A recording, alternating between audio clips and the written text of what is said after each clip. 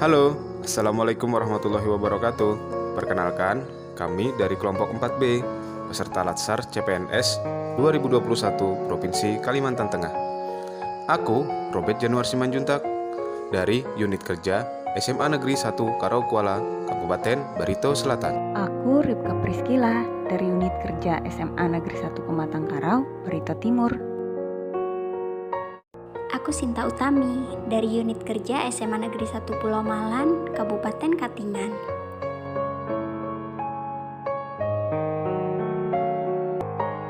Saya Sri Ayu Juliana dari Unit Kerja SMK Negeri 2 Gunung Timang, Kabupaten Barito Utara.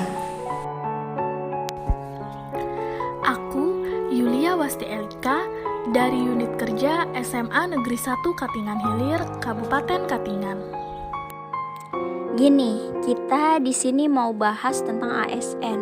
Kan banyak tuh stigma negatif yang objeknya adalah ASN. Salah satunya korupsi dana BOS. 7,3 miliar loh dana yang diduga dikorupsi oleh oknum PNS Dinas Pendidikan Sumba Timur. Selain itu masih ada lagi beberapa contoh lainnya. Padahal, kalau semua ASN menerapkan aneka, kejadian-kejadian seperti ini bisa diminimalisir.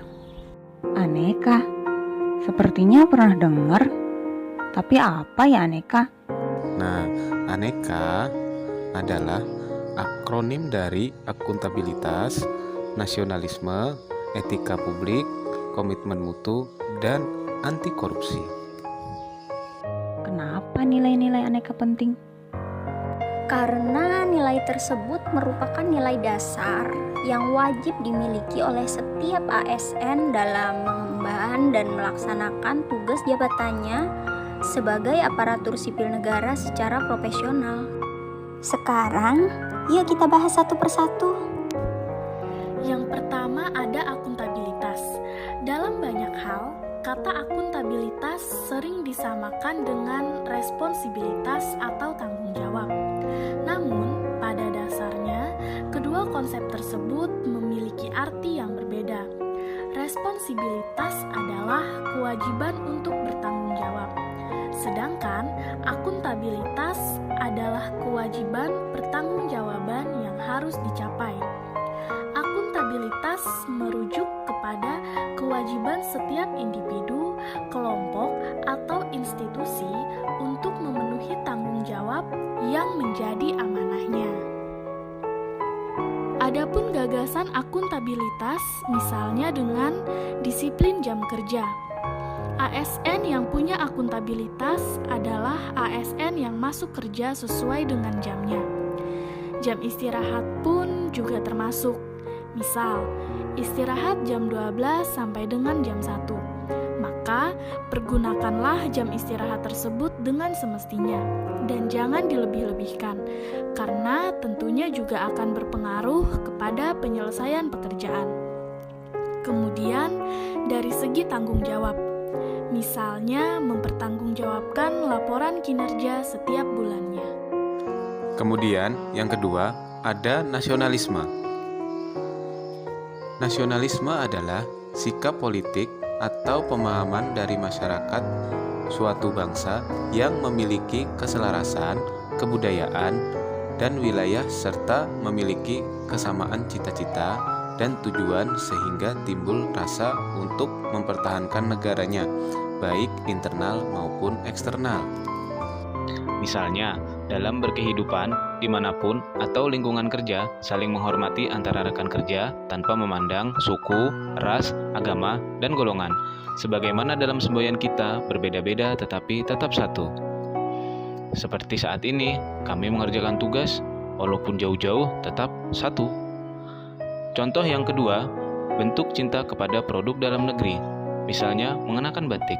Saat ini batik sangat digemari di kalangan milenial loh. Stigma batik yang dulu dianggap kuno, sekarang berubah menjadi tren masa kini. Ayo, mari sama-sama kita mengenakan batik. Kemudian yang ketiga, etika publik.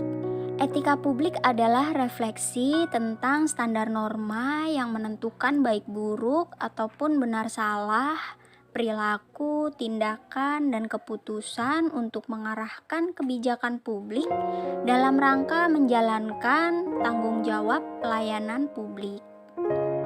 Penerapannya dengan tidak melakukan diskriminasi terhadap suku, agama, ras, dan golongan. Semua berhak mendapatkan pelayanan dan perlakuan yang sama. Hidup saling berdampingan dalam keragaman itu indah, karena keragaman adalah aset berharga yang dimiliki oleh bangsa Indonesia. Yang kedua, dengan tidak membocorkan informasi pekerjaan terkait unit kerja atau instansi yang bersifat rahasia.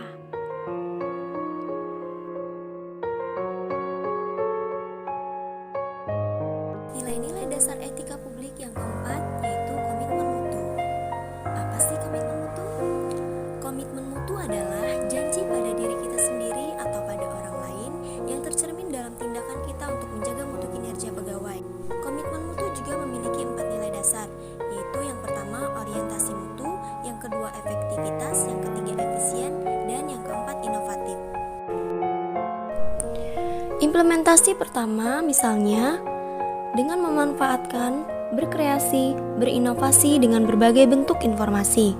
Contoh kedua, memasang target tinggi namun tetap realistis dalam bekerja dan berusaha sebaik mungkin untuk mencapai target tersebut. Dan yang terakhir yaitu anti korupsi.